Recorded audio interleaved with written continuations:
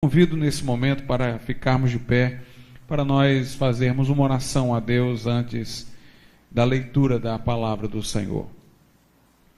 Soberano e altíssimo Deus, nosso Pai, nós te agradecemos, nós te louvamos por teu amor incondicional, por Jesus Cristo, teu Filho, em quem fomos acolhidos na tua graça, por quem temos acesso, Senhor, à tua presença. Pedimos-te nesta hora que teu Santo Espírito possa encher este lugar do sentimento de tua majestade e glória, da percepção da tua presença, do teu amor, da tua soberania e governo sobre nossas vidas.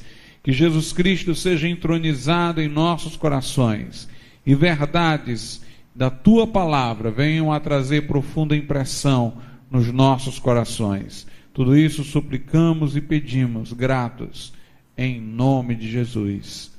Amém, Senhor. Vamos abrir as nossas Bíblias no livro de Josué, no Velho Testamento. Josué, capítulo de número 1, capítulo 1 do livro de Josué. Leiamos a partir do versículo de número 1 até o versículo de número 9. Josué 1, do 1 até o 9. Diz assim: E sucedeu depois da morte de Moisés, servo do Senhor, que o Senhor falou a Josué, filho de Num, servo de Moisés, dizendo: Moisés, meu servo, é morto. Levanta-te, pois, agora, passa este Jordão, tu e todo este povo, a terra que eu dou aos filhos de Israel.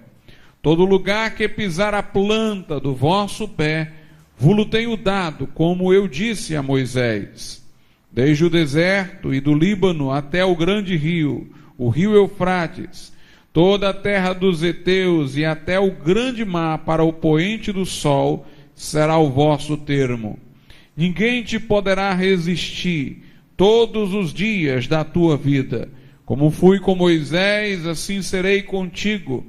Não te deixarei, nem te desampararei. Esforça-te e tem bom ânimo, porque tu farás a este povo herdar a terra que jurei a seus pais lhes daria.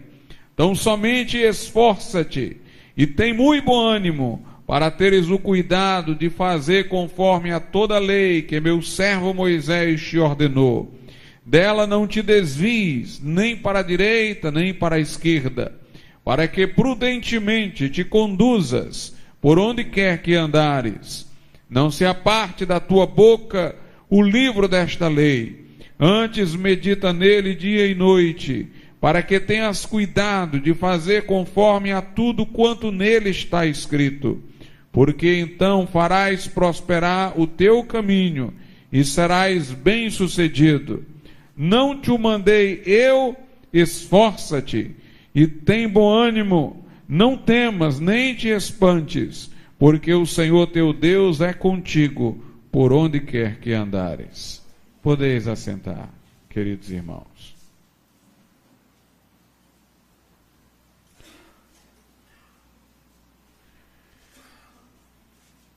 Meus irmãos, Josué foi um grande líder de Israel.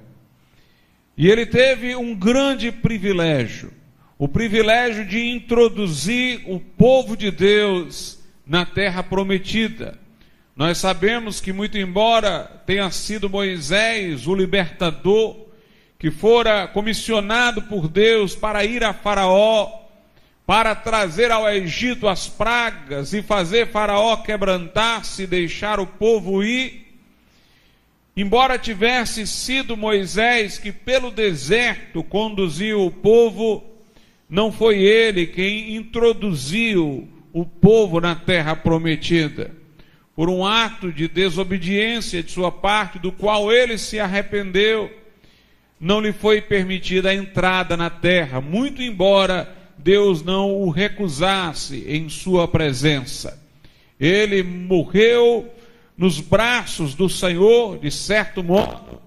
Deus o amou até o fim, mas reservou para Josué a missão de conduzir o povo para além do Jordão, introduzindo-o na terra prometida. E Josué torna-se para isso um exemplo de líder. Ele torna-se, por isso, um exemplo de condutor do povo de Deus, de servo de Deus. E vamos nessa noite estudar alguns aspectos da sua vida, não tanto de sua vida pessoal, mas de sua vida ministerial. Vamos mostrar que traços, que elementos estiveram presentes em Josué e que devem acompanhar não somente a vida de pastores e líderes maiores da obra de Deus, mas devem estar presentes na vida de qualquer pessoa que se aventura, que ousa, pelo chamado divino, a fazer aquilo para o que por Deus foi comissionado. Se nós quisermos fazer algo para Deus, se nós quisermos tomar a frente de alguma coisa para a qual Deus nos colocou, nós precisamos de modelos, nós precisamos de referências, nós precisamos aprender com a vida daqueles que estiveram no campo de batalha espiritual antes de nós. E há muito o que aprender com a vida, com o exemplo de Josué. Em primeiro lugar, observemos que Josué era um homem que cria nas promessas de Deus. Aqui no versículo 3 do capítulo 1, que já lemos, diz assim: todo lugar que pisar a planta do vosso pé, vulo tenho dado, como eu disse a Moisés. Eu lembro-me de um tempo para trás, em que alguns supersticiosamente ligavam o ato público chamado Marcha para Jesus. Ainda bem que não há mais esta ligação doutrinária, mas havia alguns que no princípio ligavam o ato com este versículo, dizendo que se o povo de Deus saísse pela cidade marchando e decretando que aquele espaço geográfico era de Deus, então passaria a pertencer a Deus. Sob inspiração de um movimento norte-americano chamado Confissão Positiva, que confundia fé com pensamento positivo, muitos achavam que fazer declarações fazia com que coisas acontecessem correspondentes àquela declaração, como se uma palavra afirmada tivesse o poder de criar a realidade. Eu lembro-me de ter lido naquela época de um autor norte-americano que chegou mesmo a dizer o seguinte, que quando Deus no princípio fizera o mundo e dissera haja luz, ele havia falado e colocado fé na sua própria palavra e que o mundo então surgira. E que se nós fizéssemos o mesmo, a mesma coisa aconteceria. Um outro chegou a dizer também nos Estados Unidos que nós éramos então como deuses e que a infância espiritual é que requereria oração e que a maturidade dispensaria a oração e ficaria apenas com os decretos, como se nós pudéssemos criar sobrenaturalmente coisas pela nossa palavra, como Deus do nada o criara no princípio. Obviamente tratava-se de uma grande heresia. Mas aqui dizia-se que além de se fazer esta declaração de que esta terra era do Senhor, o ato de pisar no chão dava apropriação divina àquele espaço geográfico. E alguns diziam, aqui em Josué está dito que onde se pisar a planta do pé, aquilo ali é de vocês. Então, se nós sairmos pisando e decretando, o Brasil vai ser do Senhor, vai ser nosso, vai ser da igreja. Meus irmãos, esta era uma má compreensão do versículo. Deus não estava dizendo a Josué que por ele pisar a planta do pé no local, o local seria de Israel. Deus estava dizendo que o local já era de Israel por promessa. E que onde ele estivesse lá pisando, que ele soubesse que já era do povo de Deus, porque havia uma promessa divina. Na verdade, o que Deus queria não era alimentar em Josué uma superstição de que por pisar a planta do pé ele teria a propriedade do lugar. O que Deus queria era que Josué se sentisse seguro ao entrar na terra, como quem diz: bem, o Senhor já nos prometeu este lugar. Então eu estou pisando não em terra estranha, eu estou pisando em terra que é nossa por promessa de Deus. Na verdade, não era o pisar do pé que faria o lugar do povo de Deus. O lugar era do povo de Deus e Deus estava dizendo que eles iam pisar em lugar que já era deles, porque havia uma promessa divina. E Josué, por certo, entendia isso muito claramente, porque antes desse momento houve um episódio, que foi o episódio em que Moisés, ainda líder do povo de Deus, lá no deserto, enviou os espias para que pudessem examinar a terra prometida e trazerem um relatório dela para os demais. Entre os que haviam ido estavam Josué e Calebe. E os que voltaram com um relatório desanimador. Eles disseram: bem, a terra é realmente mana leite e mel, é uma terra boa, maravilhosa, como Deus disse, mas não há como nós entrarmos lá. Há muralhas gigantescas, os que moram naquele lugar são maiores do que nós somos como gafanhotos na frente deles, eles são como gigantes diante de nós, não há como nós nos apropriarmos daquele lugar. E Josué e Calebe falaram diferente, eles disseram: não, Deus nos prometeu esta terra e nós haveremos de possuí-la. Eles não levaram em conta o que a vista lhes mostrava. Eles não agiram pela vista, mas pela fé. Enquanto que os demais olharam as muralhas e olharam o poder armamentista dos que moravam lá em Jericó e se desanimaram, Josué e Calebe olharam para Deus. De fato, aqueles homens perante Israel eram como gigantes, mas perante Deus eram como formigas. Tudo depende do seu referencial. Para aqueles homens que não estavam vivendo em comunhão com Deus, o desafio parecia gigantesco.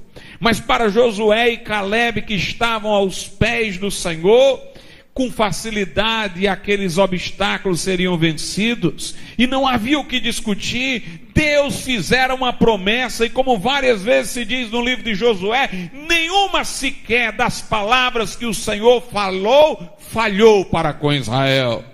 Deus vela pela sua palavra para cumprir. A promessa de Deus é certa. O nosso Deus não pode mentir, não é homem para que minta, não é filho do homem para que se arrependa. Mais adiante Jesus diria: os céus e a terra passarão, mas as minhas palavras não hão de passar. Por isso, Deus não podia fazer retroceder a sua palavra, e Josué e Calebe estavam certos disso. E nós sabemos o que aconteceu. Toda aquela geração dos filhos de Israel morreu no deserto. Os que duvidaram, os que saíram do Egito, os que trouxeram um relatório negativo, foram os filhos daqueles ali, não os que saíram do Egito, que entraram na terra prometida, com exceção de Josué e Calebe. Estes foram os únicos que saíram do Egito e entraram em Canaã, porque os demais que entraram com eles não eram da geração que saiu, mas dos filhos que nasceram daquela geração, porque aquela geração morreu toda no deserto. E aqui Deus está dizendo: todo lugar que pisar a planta do vosso pé, vos tenho dado. Ele não está dizendo que vai dar, não. Ele está dizendo: eu já dei. Onde vocês pisarem, eu já vos tenho dado, como eu disse a Moisés. Então Josué entrou naquele lugar pisando firme. Ele não entrou hesitante. Ele se agarrara às promessas de Deus. Nós lemos a galeria dos heróis da fé em Hebreus 11. Homens que criam, irmãos, no Deus que prometia. Como disse o apóstolo Paulo, fiel é o que chama, o qual também o fará. Deus é cumpridor de sua palavra, é fiel. Abraão teve a promessa de que teria um filho, sendo já velho, sua esposa estéril, mas a Bíblia diz que ele estava certíssimo de que Deus era poderoso para cumprir o que dissera, e por fé ele dera glória a Deus, antes mesmo que houvesse tido um filho. Os que creram nas promessas de Deus não se decepcionaram. Aliás, a nação de Israel historicamente é uma prova visível ao mundo de como Deus é fiel à sua promessa. Deus prometeu que esta nação viria de Abraão e que se manteria no tempo e teria uma função na história, no plano de Deus até o final dos tempos. E nós temos visto como Israel perdura na história. Foi disperso, desprovido de um território, mas sobreviveu.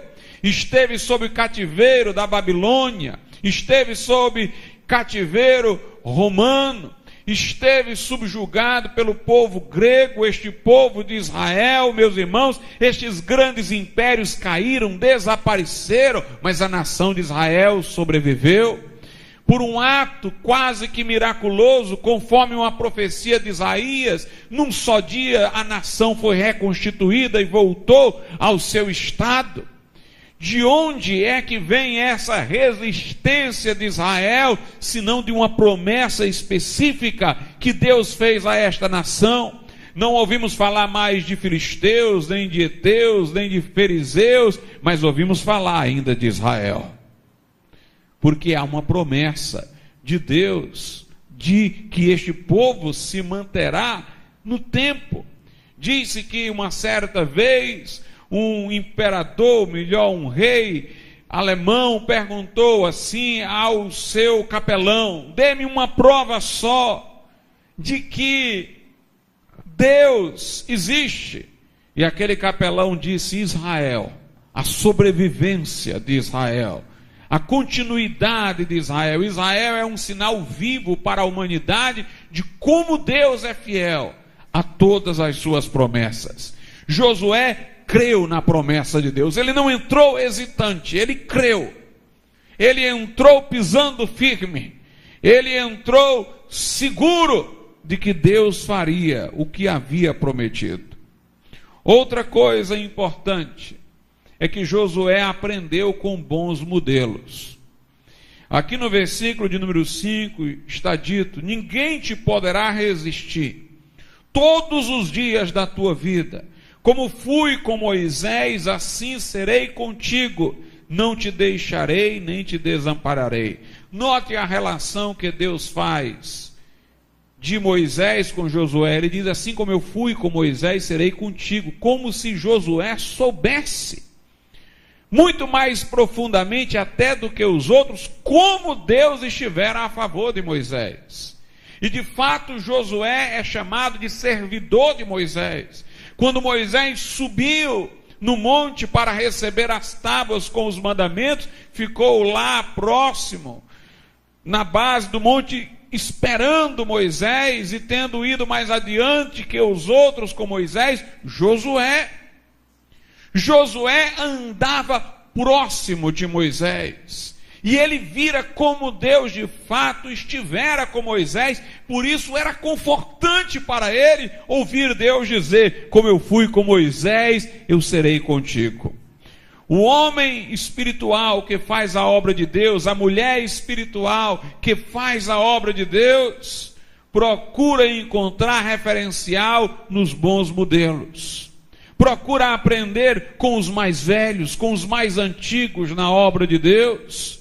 Josué, irmãos, não apenas teve um chamado de Deus, que vamos já mencionar, não apenas estava seguro de que as promessas de Deus eram sempre cumpridas, mas ele buscou aprender da experiência, buscou aprender da convivência com alguém que ele vira servir a Deus fervorosamente. Eu lembro-me de um escrito de A.W. Tozer, que tinha este título: Siga o homem que segue a Deus. Siga o homem que segue a Deus. Lembremos-nos de como Jesus conviveu proximamente com os discípulos. O relacionamento de Jesus com os discípulos não era o relacionamento de um professor de teologia com seus alunos, não era acadêmico. Era um relacionamento de convívio, era uma aprendizagem na prática. Jesus colocava uma criança no seu colo, mostrava a simplicidade da criança e dava uma imagem de simplicidade que os discípulos deveriam seguir.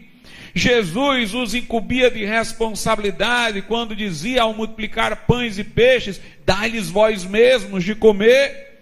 Jesus os repreendia severamente, dizendo: homens de pouca fé.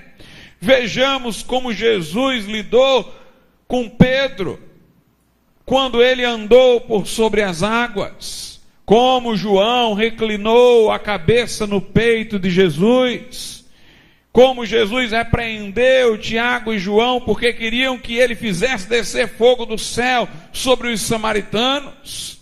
Ali foi uma aprendizagem de convívio, e eles tiveram o melhor de todos os professores e modelos, o Senhor Jesus Cristo.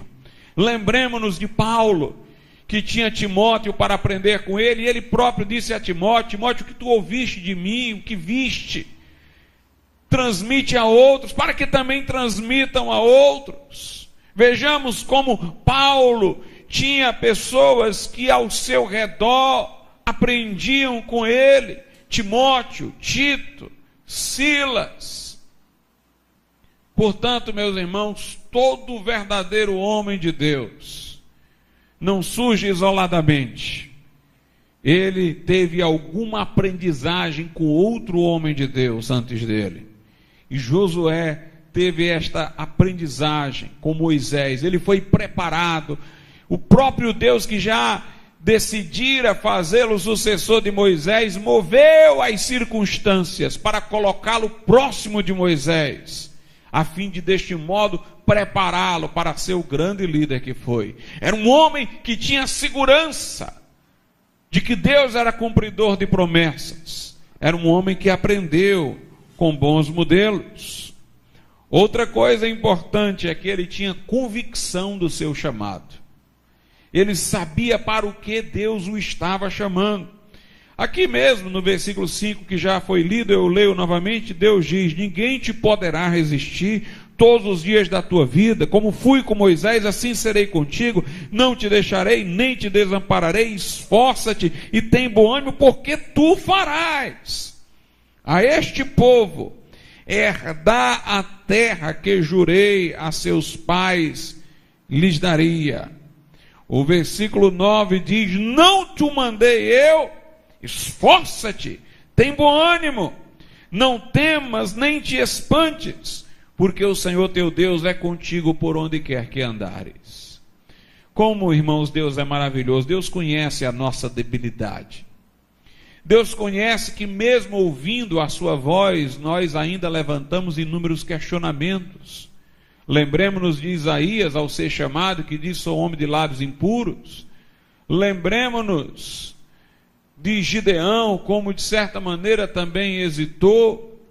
Lembremos-nos de Jeremias, que disse ser como uma criança. Deus conhece, irmãos, que Ele nos chama para desafios grandes. O próprio Moisés disse: eu não sei falar. Diante do comissionamento, o homem sente a sua fragilidade. Por isso Deus não apenas chama, Deus diz palavras psicologicamente apropriadas à nossa debilidade. Aqui no versículo 5, Deus diz: como eu fui com Moisés. Josué viu Deus fazendo muitas coisas por Moisés: serei contigo, não te deixarei, nem te desampararei. Que palavra de segurança, irmãos, Deus dizer isso para alguém. No versículo 9 ele diz: não te mandei eu. Esforça-te, tem bom ânimo, não temas, não te espantes, porque o Senhor teu Deus é contigo por onde quer que andares. Deus diz palavras maravilhosas àqueles a quem chama. Ah, Jeremias que hesitou, Deus disse: eu velo pela minha palavra para cumprir. A Gideão que hesitou, e Deus o chamou homem de grande valor, varão de grande valor. Ah, Isaías, Deus tocou com brasa viva do altar. A Moisés, Deus disse: fui eu quem dei a boca, quem dou a boca, sou eu quem dou a boca, sou eu quem faço falar. Deus, portanto, irmãos, diz palavras apropriadas à nossa fragilidade, para que sintamos segurança nele. Gideão exigiu prova de Deus, e Deus deu a prova. Gideão pegou uma lã e disse: Senhor, é o seguinte, se essa lã estiver toda molhada e a terra seca, eu sei que a obra é para mim. E depois ele diz o contrário, não sei em que ordem, não me lembro em que ordem foi, mas sei que também foi colocada a prova em contrário. Se tudo estiver molhado e essa lã estiver seca, aí eu vou. Deus, irmãos, é tão condescendente com a nossa fragilidade, que aceitou esta prova de Gideão para que ele sentisse convicção. E é interessante, se você for para uma representação simbólica, imagine Gideão como a lã e a terra ao redor. Ele tinha que estar cheio de tudo que a terra não estava, ele tinha que estar vazio de tudo de que a terra estava cheio. É assim que tem que ser um crente. Tem que estar cheio de tudo que o mundo está vazio, e tem que estar vazio de tudo do que o mundo está cheio. E Gideão fez o que fez, e Moisés fez o que fez, porque Deus, irmãos, condescendente com a fragilidade, reforçou o chamado com palavras de confiança. Um homem chamado por Deus sabe que foi chamado. Uma mulher chamada por Deus sabe que foi chamada. E digo-vos mais, porque sabe que foi chamado para isso, para aquilo. Eu não estou falando só de pastor, estou falando de alguém ser chamado para fazer uma obra nos hospitais, chamado para fazer uma obra nos orfanatos, chamado para fazer uma obra com os mendigos, chamado para uma obra de pregação em praça, chamado para uma obra de pregação em ônibus, chamado para evangelizar os seus vizinhos. E quando alguém é chamado por Deus para alguma coisa, ele não tem necessidade de provar aos outros que foi chamado. É Deus quem faz isso ser reconhecido perante os outros. Uma das coisas mais comuns e insatisfatórias que a gente vê são pessoas tentando convencer a outras de que elas foram chamadas para alguma coisa, se irritando quando as outras não acreditam. Isso é uma prova de que não foram chamadas. Porque aquele que é chamado por Deus, ele diz: Deus foi que me chamou. Aliás, se dependesse dele, na sua fragilidade da carne, ele nem queria ir. Ele precisou, foi de muito reforço de Deus para ir. É Deus quem vai se responsabilizar pelo chamado dele. Ele não sente essa insegurança que o motiva a convencer os outros a fina força. Eu lembro-me de pseudo-profetas que, depois de anunciar a sua profecia, faziam-na acompanhar de uma série de maldições para quem não acreditava. Eu via logo que aquela pessoa não estava falando da parte de Deus. Por quê? Porque a insegurança estava estampada em todas aquelas ameaças. Ora, é claro, se alguém não ouviu o que Deus está dizendo, vai sofrer as consequências. Deus não vai ficar repetindo insistentemente: vai acontecer isso, cuidado, acredite, eu estou falando e tal. Porque quando ele fala, a sua voz se impõe por si mesma. E, meus amados irmãos, é isso que aconteceu com a vida de Josué. Deus disse a Josué o seguinte: olha, eu vou fazer o teu chamado reconhecido. Não pensem os irmãos que quando Josué passou a ocupar o lugar de Moisés, não houve oposição nem desconfiança, não. Houve. Será que este é o homem certo? Alguns do povo podiam pensar: será que este homem está preparado?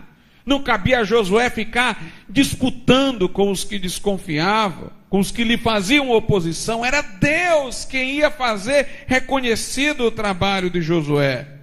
Veja aqui o que aconteceu. Josué, capítulo de número 3, versículo 7. E o Senhor disse a Josué: hoje começarei a engrandecer-te perante os olhos de todo Israel, para que saibam que assim como fui com Moisés, assim serei contigo. Note, Deus diz: eu vou te engrandecer. Deus não diz: Josué, tu tem que te engrandecer. Deus disse: eu vou te engrandecer. Aquele que é chamado por Deus não se engrandece, é o Senhor quem o engrandece. E note, perante os olhos de todo Israel, para que eles saibam que assim como fui com Moisés, assim serei contigo. Sabe o que foi que Deus fez, irmãos? Para ficar claro que Josué era aquele que iria substituir Moisés, sob a liderança de Josué, Deus abriu o Jordão. O que é que havia causado grande espanto aos filhos de Israel? É que sob a liderança de Moisés, o Mar Vermelho se abrira. Era o que todo israelita mantinha na mente. Quando Moisés ergueu a vara, o Mar Vermelho se abriu. Pois para que ficasse indubitável que Josué agora era aquele com quem Deus estava, assim como estivera com Moisés, então sob a liderança de Josué, Deus fez o Jordão se abrir para o povo ir na direção da terra que Deus prometera. Veja o que diz a Bíblia em Josué capítulo de número 4, versículo 14. Naquele dia o Senhor engrandeceu a Josué diante dos olhos de todo Israel, e temeram-no como haviam temido a Moisés todos os dias da sua vida. O que é que diz o capítulo 4? De que maneira naquele dia o Senhor engrandecera Josué? O que diz o capítulo 4 é como o povo atravessou o Jordão. Deus orientou Josué: olha, os sacerdotes vão caminhando, o Jordão se abre e eles ficam lá no meio segurando a arca da aliança enquanto o povo passa. Depois os sacerdotes atravessam e o Jordão se fecha. E assim aconteceu.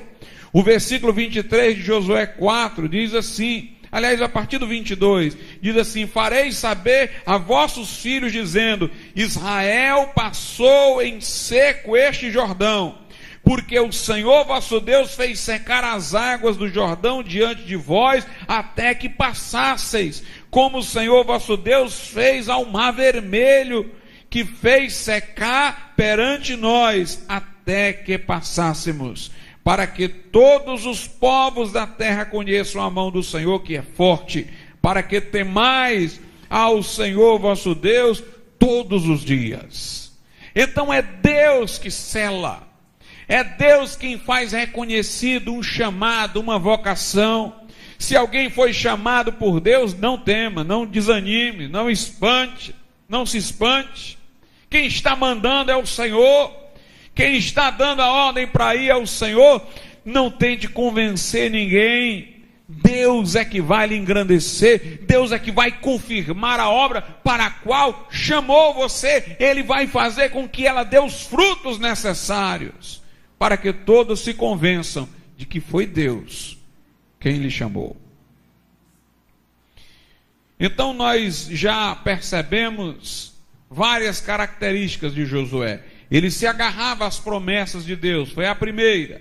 A segunda, ele aprendeu com bons referenciais e modelos, no caso, Moisés.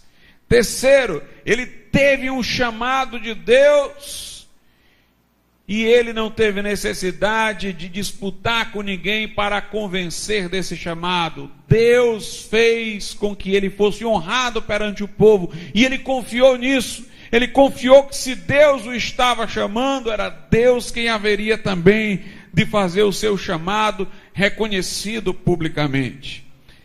Mas vamos ver outras características de Josué. Deus disse que para ele vencer, para ele fazer aquilo para o que Deus o estava chamando, ele tinha que estar totalmente envolvido com a palavra de Deus.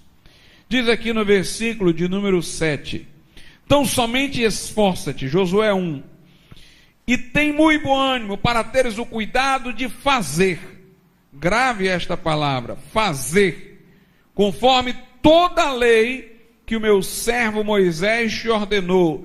Dela não te desvies nem para a direita e nem para a esquerda, para que prudentemente te conduzas por onde quer que andares.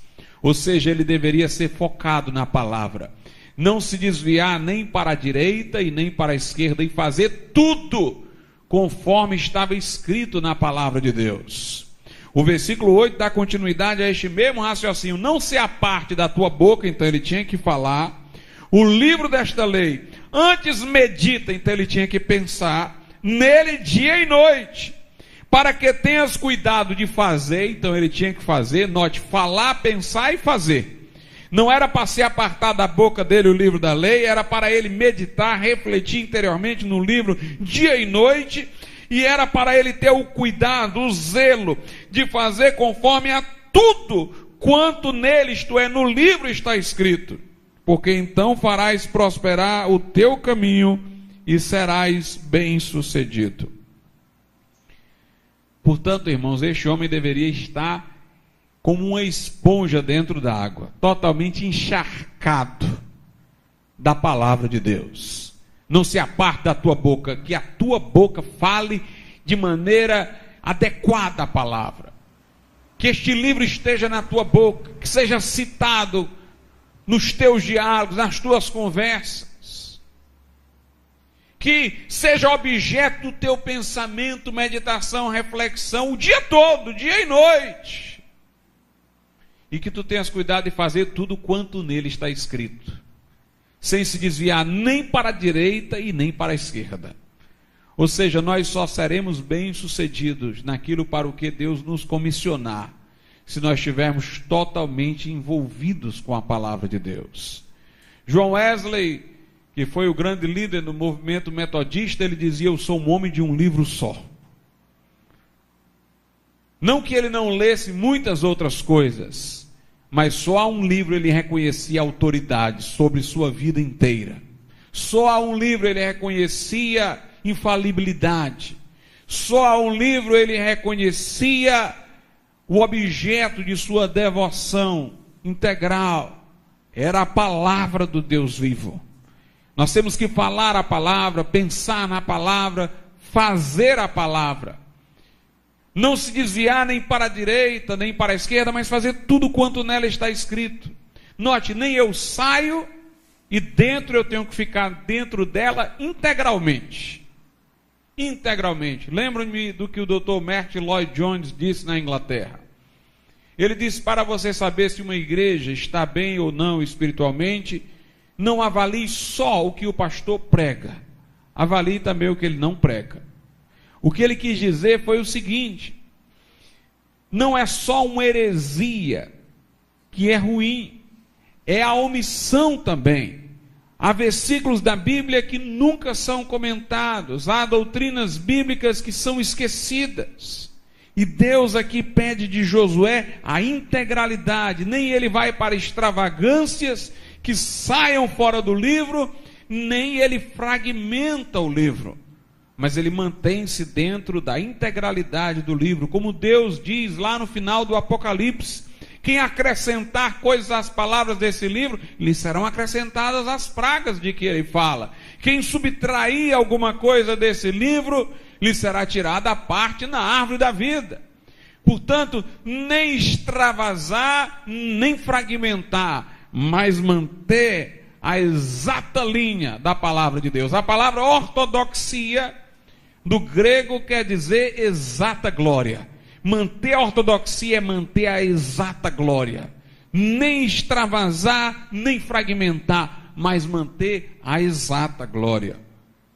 Então Josué deveria ser este homem comprometido com a integralidade da palavra, sem ultrapassar os seus limites. Outras coisas sobre a vida de Josué que nos é importante falar. No capítulo de número 5, antes que eles possuam plenamente a terra, uma coisa lhes foi necessária. Como disse eu há pouco, a geração que entrou na terra prometida não foi a geração que saiu do Egito, com exceção de Josué e Calebe.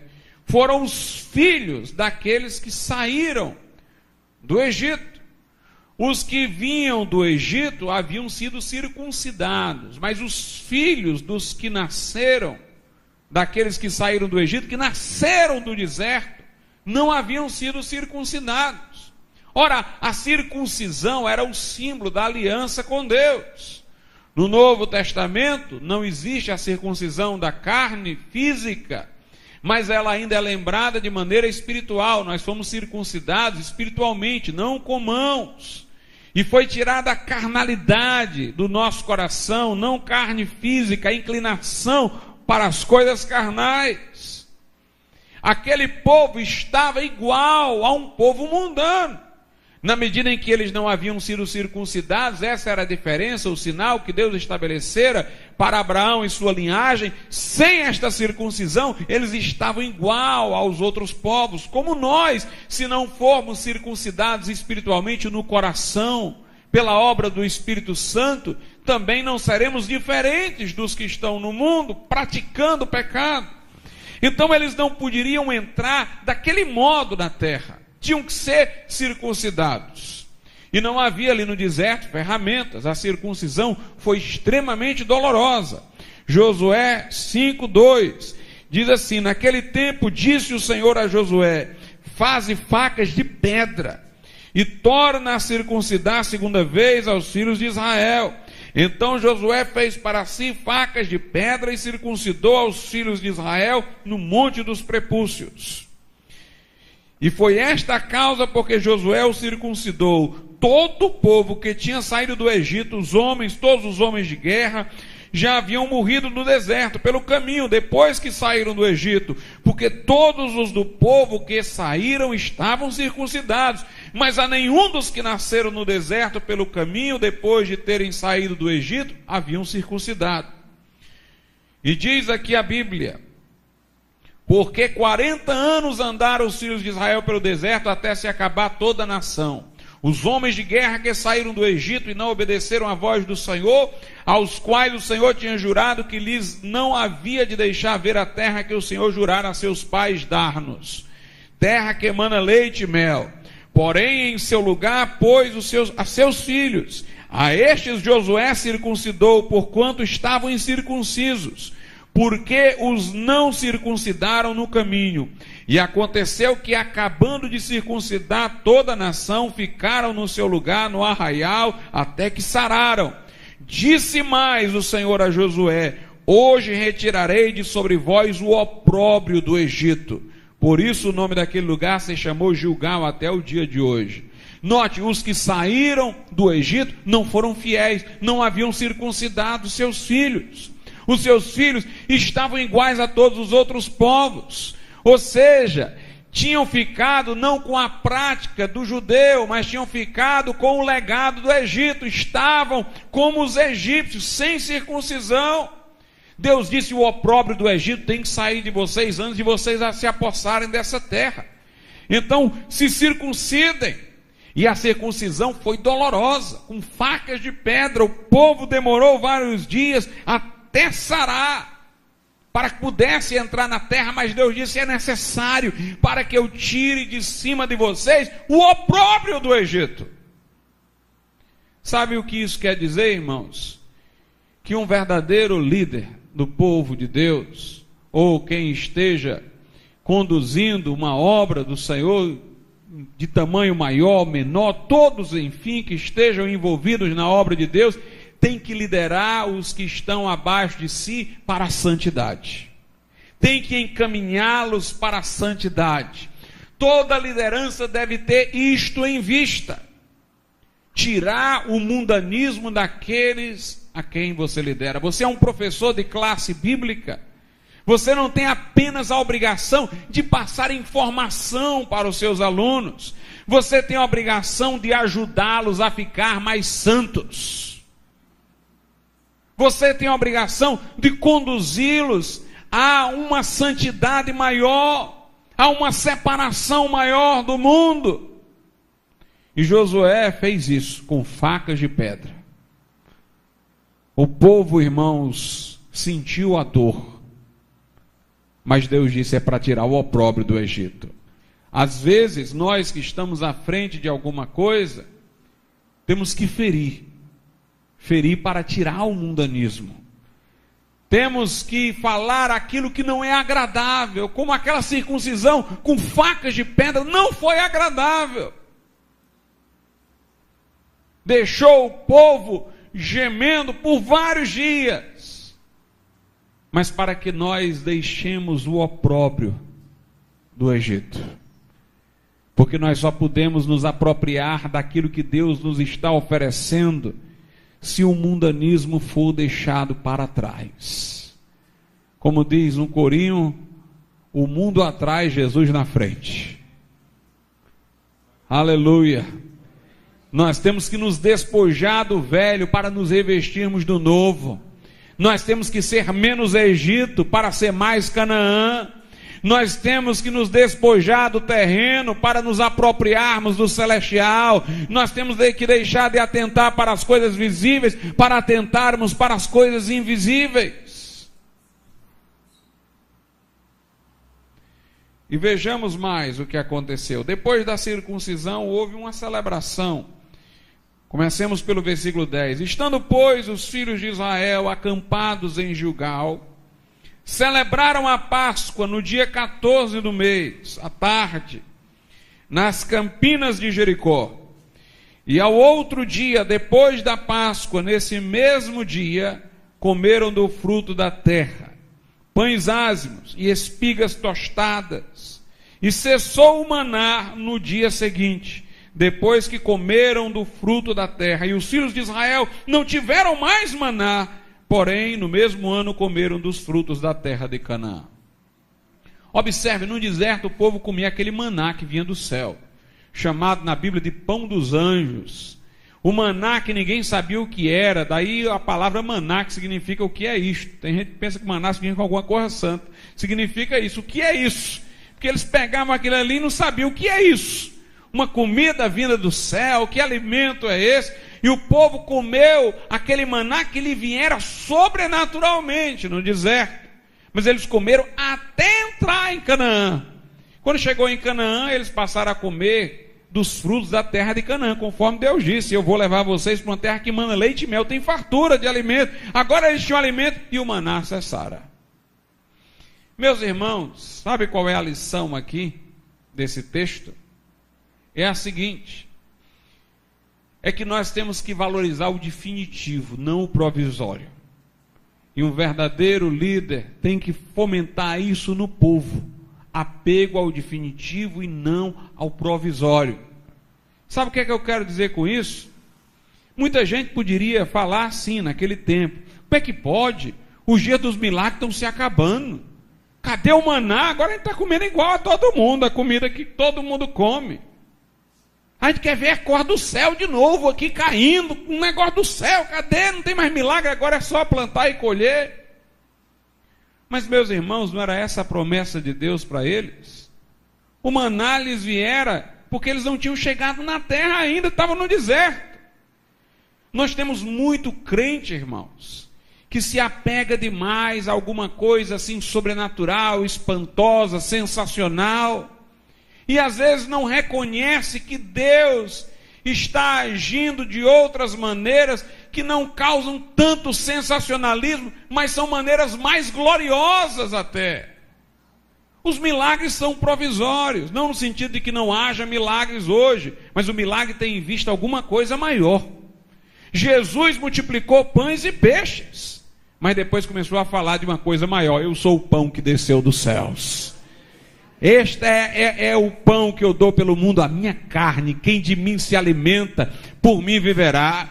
Jesus ressuscitou Lázaro, foi glorioso, mas Lázaro ia morrer de novo. E quando o povo começou lá a dar atenção a Lázaro naquele episódio, Jesus foi mais além. Jesus inclusive disse naquele episódio: eu sou a ressurreição e a vida, quem crê em mim, ainda que esteja morto, viverá, e quem vive e crê em mim nunca verá a morte. Alguma coisa muito mais gloriosa. Os discípulos voltaram e disseram: Senhor, até os demônios se nos submetem. Jesus disse: que é isso? Alegrai-vos muito mais, porque o vosso nome está escrito nos céus. Note como Jesus era um verdadeiro líder. Eles se apegaram ao pequeno, ao sensacional, e Jesus mostrou uma coisa permanente, muito mais valiosa. era que o nome deles estava escrito nos céus. Nós vivemos hoje num tempo, irmãos, de pastores que ficam mantendo a atenção do povo só em coisas provisórias, momentâneas, que Deus faz, mas eles fazem o povo olhar sempre para isso, esquecerem as coisas permanentes. Eles deveriam usar o provisório para falar do permanente, usar a cura divina para falar que no futuro nós temos um corpo glorificado, que o Deus que nos cura hoje de enfermidades ocasionais é o Deus que vai fazer ressurgir o nosso corpo no porvir. Tem pregações que eu não sei como é que as pessoas aguentam ouvir, porque elas são repetitivas. Essas que eu vejo na televisão, é todo dia a mesma coisa. Onde é que estava a dor? Na cabeça, na coluna. Vamos lá, sucesso, prosperidade, vitória. É a mesma coisa, irmãos, todo dia a mesma coisa. Explorando a sede das pessoas pelo sensacional, mas nunca mostra para as pessoas as coisas mais gloriosas que Deus nos prometeu. A Bíblia diz: nem olhos viram, nem ouvidos ouviram, nem jamais penetrou em coração humano as coisas que Deus tem preparado para nós, mas Ele nos revelou pelo seu Espírito. Nós temos que mostrar coisas definitivas. Aquela terra ali era o definitivo. Aparentemente comer daqueles frutos ali não parecia uma coisa sobrenatural, chamativa, mas era alguma coisa muito mais permanente do que o maná, inclusive um alimento muito mais substancial. Eu creio em milagres e espero por eles e vejo eles acontecerem, mas eu quero dizer uma coisa: há elementos muito superiores a isso. Se alguém tem uma sobremesa e um almoço, é provável que a sobremesa tenha um gosto melhor, né? O doce é sempre mais atraente. E é bom que você coma a comida e depois tenha uma boa sobremesa. Isso aí é ótimo. Mas se você comer só sobremesa, você não vai viver. Você vai morrer lá na frente. Se você comer só o almoço, você sobrevive, embora não tenha os prazeres da sobremesa. O melhor é os dois. Mas o que eu quero dizer é o seguinte: as operações mais sensacionais são como a sobremesa, mas as promessas de Deus de santificação, de segurança eterna, de céu, de relacionamento com Ele, estas são as coisas permanentes, são como o almoço, é isso que sustenta o crente. O resto é acréscimo, vamos receber também, vamos acolher também, mas não vamos inverter a ordem das prioridades.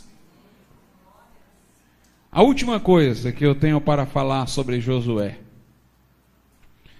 é que Josué entendeu e precisou entender que, muito embora ele fosse o líder que estava no lugar de Moisés, que introduziria o povo na terra que manava leite e mel, ele deveria estar seguro de uma coisa: ele era o líder, mas havia um líder acima dele.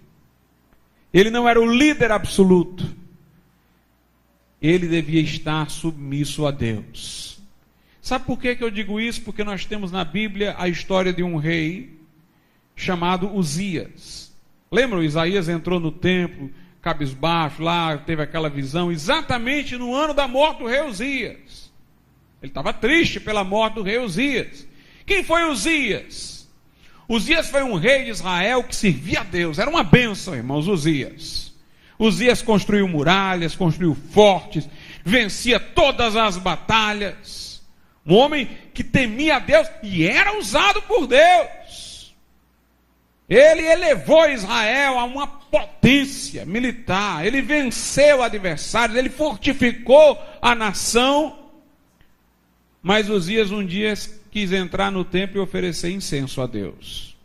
Não era a sua função, não era para aquilo que ele fora chamado.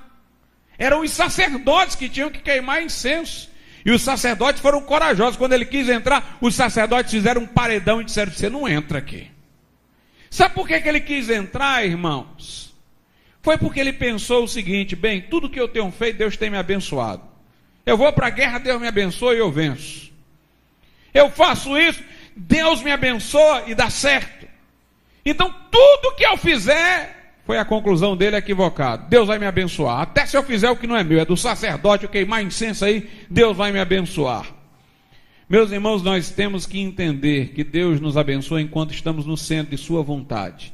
Deus nos abençoa naquilo para o que Ele nos chamou. Ninguém pode dizer, porque Deus está me abençoando nessa área, eu vou para aquela outra ali e vai dar certo também. Nós temos que ficar onde Deus nos colocou. Mas Uzias começou a achar que ele podia tudo. Aí a Bíblia diz que quando ele estava tentando entrar no templo para queimar incenso, apareceu uma lepra na sua testa. Aí ele recuou. Veio o juízo do Senhor sobre ele. E Josué teve que logo ser esclarecido por Deus. Você vai liderar, vai ser uma grande coisa, mas não se entusiasme demais com tudo isso, achando que tudo pode, não. Você é liderado também. Liderado pelo Senhor. Josué 5, a partir do 13. E sucedeu que, estando Josué perto de Jericó, levantou os seus olhos e olhou, e eis que se pôs em pé diante dele um homem que tinha na mão uma espada nua. E chegou-se Josué a ele e disse-lhe: és tu dos nossos ou dos nossos inimigos?